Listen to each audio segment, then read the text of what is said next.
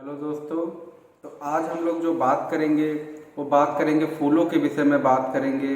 चाहे जन्म हो, चाहे मृत्यु हो, चाहे कोई भी शुभ काम हो, चाहे कोई भी पूजा हो, सभी जगहों पर फूल का प्रयोग प्राचीन काल से किया जा रहा है।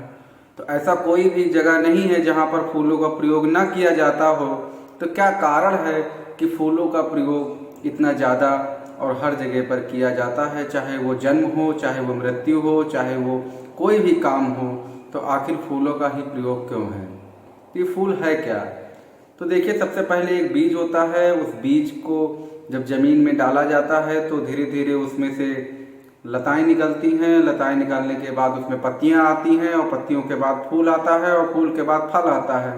यही एक पौधे की जीवन गाथा है, यही सभी जीवों की जीवन गाथा है, यही सभी चीज़ों की जीवन गाथा है कि पहले बीज होता है, फिर उसमें धीरे धीरे कलियां निकलती हैं, कलियों के बाद उसमें पत्तियां आती हैं, पत्तियों से ऊर्जा बनने लगती हैं और ज़्यादा, फिर वो फूल में बदल जाता है, फिर वही फूल अंतिम में फल में बदल जाता है। ये तो होता आया है। तो फूलों का प्रयोग क्यों किया जाता है? आज हमारा टॉपिक ये है कि फूलों का प्रयोग लगभग हर जगहों पर क्यों किया जाता है, आखिर ये फूल हैं क्या?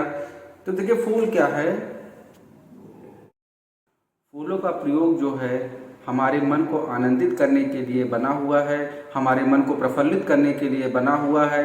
फूल के प्रयोग से जो वोलेटाइल कंपाउंड हैं वो जो हमारे सांसों के भीतर चले जाते हैं और जो हमारी आंखों के रेटिना पर उसके जो आकृतियां पड़ती हैं तो वो हमारे शरीर के विकास के लिए बहुत ज़्यादा फायदेमंद है, हमारे मन के विकास के लिए बहुत ज़्यादा फायदेमंद है और हमारे भीतर उमंग पैदा करने के लिए बहुत फायदेमंद है। और फूल ये दर्शाता है कि इस अवस्था में पहुंच जाने पर आपके अंदर आनंद पैदा हो जाएगा। फूल की जो अवस्था है वो आनंद पैदा कर रही है, सुगंध पैदा कर रही है। उसी प्रकार से जब कोई जीव या कोई भी मानव जब उस अवस्था को प्राप्त करता है तो उसके अंदर से भी सुगंध पैदा होने लगती है, उसके अंदर से भी चमक पैदा होने लगती हैं, जिसके कारण जो है वो उसका ऑरा बढ़ने लगता है। फूलों का मतलब एक बड़ा हुआ ऑरा है जो लोगों को प्रभावित कर रहा है।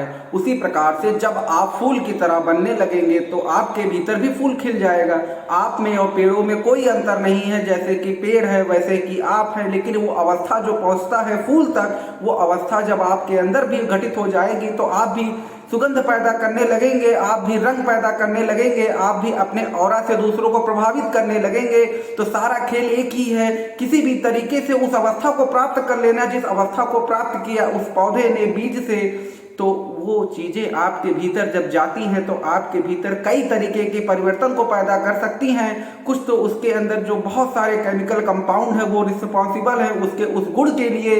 उसी प्रकार से सभी प्रकार की चीज़ों को भगवान ने बनाया है, सभी चीज़ों को उसमें डाला गया है, सभी चीज़ों को उसमें डाला गया है जो कि आपके जीवन को बदल सके। तो भगवान को फूल नहीं चढ़ाया जाता बल्कि वो फूल आपके लिए ही बनाया गया है। जब आप भगवान को चढ़ाते हैं तो आप उसकी सुगंध को लेते हैं, जब आप उसके भगवान को चढ़ाते हैं तो उसको आपकी आंखों के सामने वो फूल पड़ता है, जिसके कारण वो आपके भीतर जो ब्रेन है उसको वो प्रभावित करता है, जिसके कारण कहीं ना कहीं कोई घटना कहीं ऐसी घटित हो सकती है, आपके स्वास्थ्य को वो बेहतर कर सकता है, आपके मन को वो बेहतर कर सकता है और कई तरीके की चेंजिंगों को पैदा कर सकता है, जिससे कि आपका स्वास्थ्य और बेहतर हो जाए। और फूलों का कोई भी उपयोग नहीं, फूल आपके लिए ही बनाए गए हैं, आपके आनंद के लिए बनाए गए हैं, आपके मन को प्रफुल्लित करने के लिए बनाए गए हैं, आपके अंदर ऊर्जा को भरने के लिए बनाए गए हैं। तो बहुत बहुत धन्यवाद आपको यह जानने के लिए कि फूलों का प्रयोग हमारे प्राचीन काल में बहुत सारे तरीके से किया जाता है और किया जाता रहेगा। फूल एक अवस्था है, जिस अवस्था को आप देख रहे हैं वो अवस्था सभी जीवों के अंदर घटित हो सकती है। फूल के बाद फिर फल आता है। फल का मतलब है सभी कुछ का निचोड़। फूल एक आनंद, फूल एक उत्सव।